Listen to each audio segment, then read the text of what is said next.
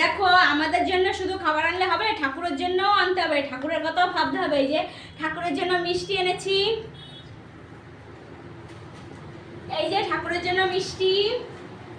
আর দাঁড়াও, ঠাকুরের মিষ্টিটা আগে রেখে নি। আমাদের জন্য আজকে এনেছি, আমি তো জানো নিরামিষ, নিরামিষ খাই, নিরামিষ বলতে মাছটা খাই, মাংস খাই না। এই যে আমাদের জন্য পনির রোল এনেছি। আর এই যে ছেলের বায়না, প্রতিদিন খেলে আসার পরে ওর বায়না থাকবে, এই যে দেখো খাওয়া চালু করে দিয়েছে। এই যে আজকে এনেছে পিৎজা, ওর আজকে এইটা বায়না। হাই বন্ধুরা, যদি এটা খেতে চাও তাহলে আমার সাথে যোগাযোগ